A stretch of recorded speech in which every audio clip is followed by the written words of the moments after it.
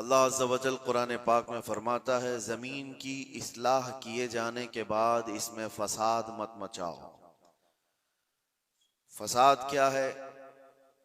इंसानों का जीना तंग कर देना, किसी भी एतबार से हो। हत्ता के रास्ते में कचरा डालना, यह भी एक फसाद है। लोगों के चलने फिरने के लिए तकलीफ दे चीज कोई रख देना, यह भी फसाद है जमीन पर।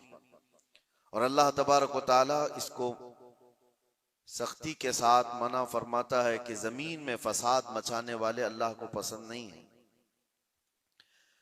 मुझे यहां बात यह अर्ज करनी है कि इस्लाम वो अजीम दीन है जो दुनिया से फितने और फसाद को खत्म करने के लिए आया।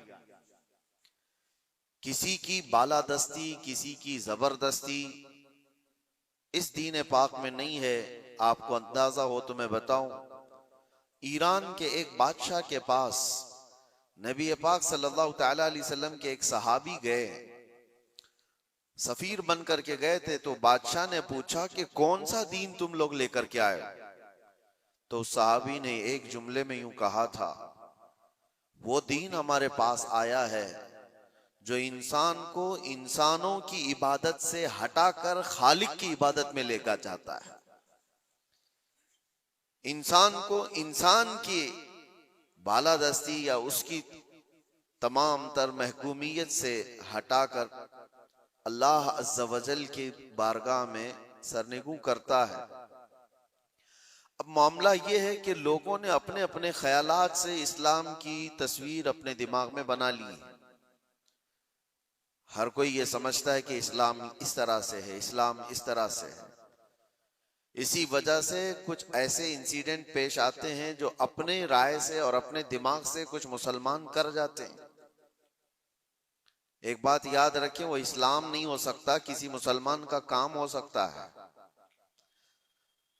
इस्लाम वही है जो रसूलुल्लाह सल्लल्लाहु तआला अलैहि वसल्लम से साबित हो और उनके सहाबा ने करके दिखाया हो, वही इस्लाम है।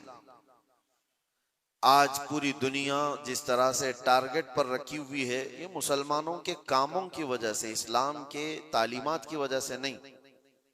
काश अगर वो इस्लाम की सच्चाइयों को पढ़े होते तो उन्हें अंदाजा होता कि इस्लाम ये है नहीं, लेकिन ये काम जो हो रहा है ये किसके थ्रू हो रहा है।